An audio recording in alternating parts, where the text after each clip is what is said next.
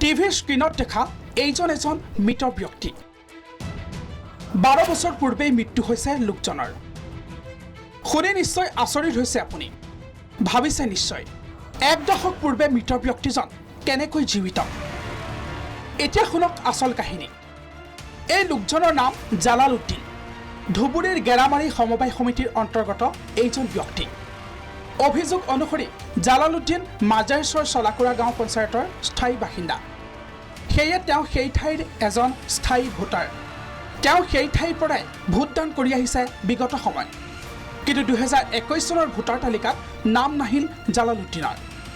তালিকাত নিজৰ নাম নেদেখি হতভম্ব জালাল উদ্দিন সেয়ে RTI কৰি জালালে পোৱা তথ্য অনুসৰি 2011 চনতে জালাল উদ্দিনৰ মৃত্যু হোৱাৰ তথ্য আনকি সমিতিৰ ভোটাৰ তালিকাৰ পৰাও নাম কৰ্তন কৰা হৈছিল জালাল উদ্দিনৰ আব্দুল কৰিম নামৰ এজন ব্যক্তিৰ আবেদনৰ ভিত্তিত জালালক মৃত ঘোষণা সমবায় সমিতিৰ সভাপতি সম্পাদকৰ বিৰুদ্ধে উঠিছে অভিযোগ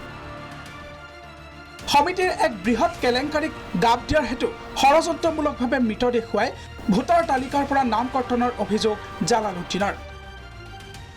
2023 সনে আমি ভোট দিবার গেছি ভোট দিবার যায় আমি আমার ভোটের নামটা খুঁজে পাইলাম না মেলা ক্যান্ডিডেটের কি থাকে না রেজেন্ট থাকে ওনার সাথে মেলা আলোচনা করলাম ওরা তোমার কিবা হয়েছে তো আমি করলাম তাহলে এটা কি করা যায় দেওয়ার পরে আমি RTI করলাম গ্রামারি সমবায় সমিতির RTI করে আমার তথ্যটা আমি চাইলাম RTI তথ্য হয় না আমি দেখি 2011 সনে আমার মৃত্যু দেখাইছে 2011 সনে মৃত্যু হয়েছে কিন্তু 18 সনে ভোট দিলাম 2011 সনে মৃত্যু দেখাইছে secretary Zakir Mondal chairman Anwar Hossain member Azimuddi member Hadi member Entaj Ali এই কয়জন ওই জায়গাত আসলো 12 বছৰ পূৰ্বে মৃত ব্যক্তি এগৰাকী এইদৰে সুস্থ শৰীৰে থকা ঘটনাই স্বাভাৱিকতে ভবাই তুলিছে সকলোকে এতিয়া আৰক্ষীয়ে কি ব্যৱস্থা গ্ৰহণ কৰে সেয়া হ'ব লক্ষণীয় ধুবুৰীৰ পৰা সাইদুৰ ৰহমান প্ৰাগ নিউজ